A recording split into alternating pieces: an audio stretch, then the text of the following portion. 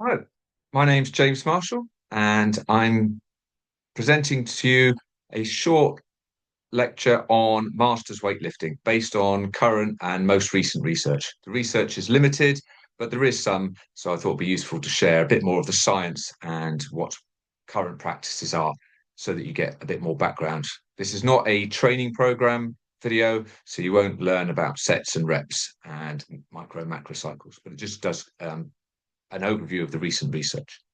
I'm a master's weightlifter. I'm 56 years old, competed for about 4 years. I've had some success. I've been British champion 3 times, came second to the Europeans 3 years ago, fourth last year. Um, and but mainly I'm doing it for to keep my health going and try and stay fit. If you like this type of lecture, I'll give you a quick plug of my book. If you like interested in research and articles, a bit more about training, this is my book, Coach's Corner, which you can buy on Amazon, and a series of essays and articles about athletic development, physical education, and coaching. Okay, here we go then. So, masters athletes, as you know, is for anyone over the age of 35, and we have people competing up to, well, in their 80s. There's a new demographic of the rise of the educated lifter. So here's a bit of the demographics about who's lifting. Um, Most lifters now are post-secondary graduates, so they've done some form of further education. In the America, 60% of them have a household income of $100,000. So that's wealthy. In my eyes, it's wealthy anyway. Um, and then 50% of them have attended graduate school, which just means it's a post-degree course. So basically, masters weightlifters, especially in America, seem to be rich and clever. I don't know why they choose a sport where we're having to get under the bar lifting heavy weights. I don't know. One thing that has changed a lot over the recent years is female participation in masters weightlifting has increased immensely. So in 2009, it was only 14%. Now in 2019, which is the latest research, in 10 years, it went up from 14% to 59%. So that won't be news to any of you who are watching and attend competitions. You'll see how many women lifters there are. Fortunately, CrossFit has had a major effect on this, or fortunately, that some of them see the light and move on. Uh, Most masters weightlifters are novices starting after the age of 35, not former Olympians, except the ones who keep beating me in competition. But anyway, so there we go. Now, a bit about how strength changes and muscle mass. So, sarcopenia is the loss of muscle mass. And this happens in a gradual decline. So there's not much before 40, then it gets down to 50, and then a gradual sort of decline down to about 80. However, dynapenia, which is the loss of function, and that's how fast you are, um, how strong you are. This decreases rapidly, really, from 40 down to 60, and then it's on a sharp decline there. Okay, so there is a gap between how big your muscles are and how actually much work they can, how much useful work they can. And unfortunately, this declines. So for those of us here in this area here, um, declines quite a bit. So age isn't just a number, it does matter. So what happens? Can we do anything about this? So aging causes something called preferential hypertrophy of the type 2, the fast twitch muscle fibers. These are the ones that make you fast and strong. Okay. The good news is heavy resistance and sprint training preserves these type 2A sizes. So you can resist it. So you have a look at this young untrained muscle here. The red is the fast twitch fibers. It's a bit mixed. Okay. So depending on where they are. Sedentary older muscle. This is the person who doesn't train. Look at all these white things and the red white cells here, or the white muscle fiber types, the type 1 slow twitch muscle fibers, and the type 2 have just atrophied, just disappeared. But the good news is, masters athletes with training, you can maintain your muscle size and hopefully some function with that as well. Training makes a difference.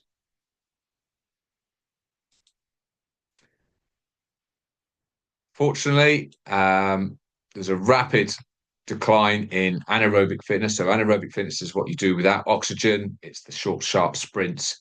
There's a slow, again, much like the muscle strength and power, there's a linear decline here. And then really, once you get to age 70, there's a huge decline. There's a big accelerated loss here. Okay. Now, part of that is disuse. Part of that is your body breaking down. But if you're still going over 70 and lifting, I know some of you are, good for you. But there will be a decline in how you recover. This will affect your recovery rate as well. Talk about women a bit. Not obviously the lifting's there, but the women specific fitness, and obviously the perimenopause and menopause has a massive impact on your life, how you're feeling, and also your physiology as well. So the big performance declines here happen around perimenopause. So perimenopause is the time leading up to the menopause. The menopause is a set date point where your periods stop permanently. Now that sounds like quite artificial, but as you know, many of you experienced it, the fluctuations go up and down. So it's not just a set point. You don't know when that set point, you can't plan it in advance. So this big decline here is around the menopause. The later life, post 70, then the female power declines faster than male power as well. So up to 40% decade. So if you're a female lifter in your 70s, good on you. But the power declines may happen more rapidly. The good news is your isometric strength, that's how old you are, something you can fix, something like your grip strength, which is important for overall life. Grip strength, balance, these are key things that are mortality risk factors that reduce your chance of falling, which is an impact on most sedentary people over the age of 70. So that's good news. So here we have some common injuries and some health concerns. So the main injury sites for masters weightlifting, and probably not going to teach you anything new if you're lifting, are shoulders, backs, and knees. Okay, these are the main injury sites: shoulders, backs, knees. Okay, so we have to take care of those areas. The good news is the chronic conditions and inflammation, osteoarthritis, these are major predictions of acute injury. So that's not good news, sorry. If you feel like somewhere's sore and you've got onset of osteoarthritis, it's going to be the back area, the shoulder, and the knees. These are going to predict whether you're going to get an injury in there. Unfortunately, the chronic conditions of underlying health also increase over age, even in lifters, but it's still lower than the general population. So blood pressure, cholesterol levels, chronic inflammation here, this is the ones that are going up. So we're more likely to get these inflammations, leads to a higher prediction of injuries as we get into these different age groups. Cardiovascular problems remain low with training, and diabetes also remains low until we get into our 60s.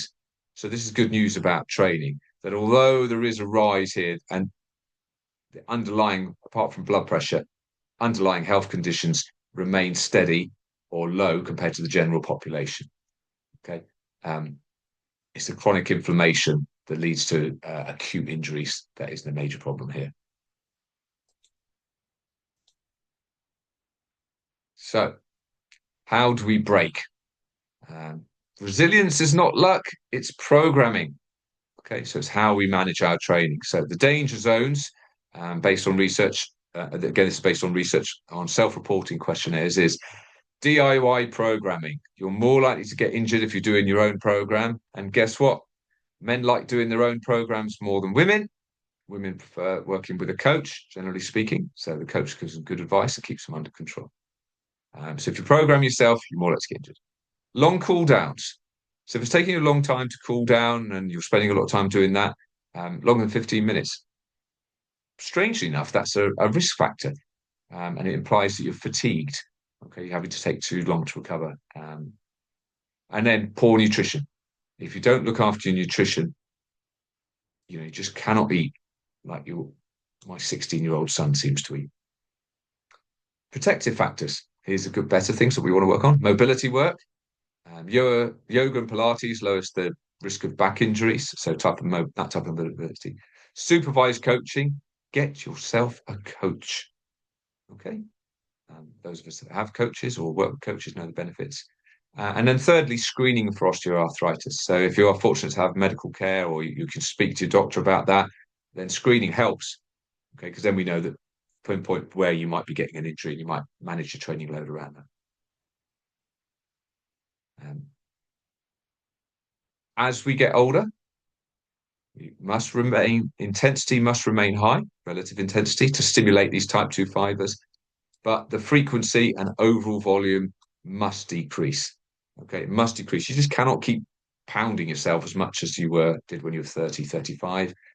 So it generally means a result in frequency, and this is especially the case at age over 50, then 3 times a week lifting is probably the right optimal balance. And then, so for example, block here, you might have a 5-week build up with strength, 3-week conversion, and then a 2-week taper. Okay, so allowing on this intensity load to build up, so you're maintaining that all the time rather than just doing weightlifting. Okay.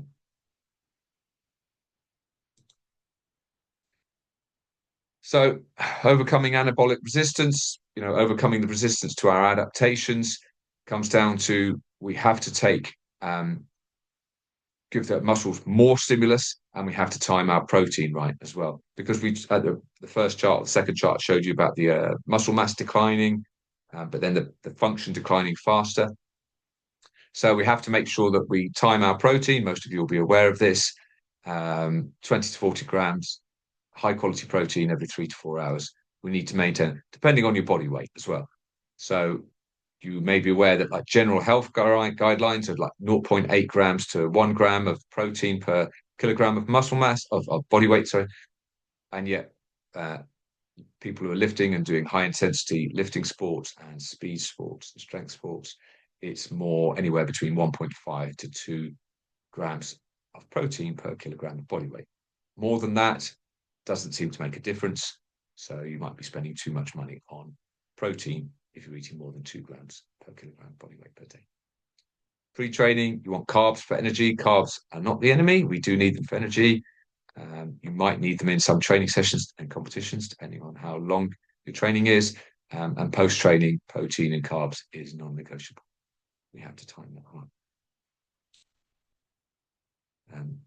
So again, the invisible loads, lifestyle and psychology. Those of us who have got families, work, and other responsibilities. We haven't yet become a silver surfer in retirement age doing it with huge amounts of disposable income. We're back trying to balance everything. So mental health in weightlifters. So it's a treatment. It's not a cure. So if you've got underlying mental health issues, seek professional advice. This may be a way of modifying symptoms and helping maintain a balance, but it's not a cure. Okay. Anxiety prevalence in weightlifters mirrors just what happens in the general population. So we're people first, weightlifters second. But of course, the mental health does affect our physiological performance. Sleep disturbance. Not everyone sleeps well, and menopause women have worse sleep than the general population. Of course, lack of sleep, poor quality sleep, hinders our recovery process. And then stress load. I mentioned about life has a higher impact on women than men. Maybe women are juggling more responsibilities, family, work. As you get older, you might have to be caring in the sandwich generation where you're caring for younger people and older relatives as well. So this is how we're juggling it. This all impacts on your training. It's a physiological constraint. So whatever spreadsheet X and Y says on some internet guru's program, which is aimed at 30-year-olds with no family responsibilities, it does not apply to the older lifter. Okay, so a Gantt diagram here for those of you who like statistics. This shows the standard deviation between physical function and body composition, basically how strong you are and how lean you are. We've got a masters power athletes here, stay in this area, whereas the older control groups are down here. So they have a worse variance between their body, their function and their body composition. Masters athletes, power athletes, those that train regularly, have similar ones to young controls. Yes. Okay, so that's good news. And if you ever feel like quitting weightlifting and you're struggling, just look at the difference between here you are at the top, master power athlete, and where your peers are. Okay, so keep going. All right, we can't. No, Kasha at the fitness yards talk about we can't increase our lifespan, but we can increase our health span, i.e., the amount of health we have over our later years, the better quality. We can keep our health span longer. That is within our control. So, if you want a checklist for what to look for, number one, prioritize power, lift heavy and fast to save type 2 fibres. We're in the right sport. Look after your shoulder. Prehab is mandatory, or some other exercises. Mobility is the most common source of injury. Number three, accept you will have to do less work than you could when you were younger. So emphasize quality over quantity. Number four, protein pacing, look after it. And number five, monitor your machine. Women, you have to adjust for the menopause. Men, watch for acute spikes in soreness. Okay, screen for osteoarthritis, because if you don't watch your body, it will come back to haunt you. And remember, biological aging is inevitable. We can't stop it. But functional decline is negotiable. We can do something about that. Okay? So stay stronger for longer, and the pursuit of power has no expiration date. Thanks very much for watching. Happy and safe lifting to you. And just a reminder, if you like this type of information, my book, Coach's Corner, is available on Amazon to buy.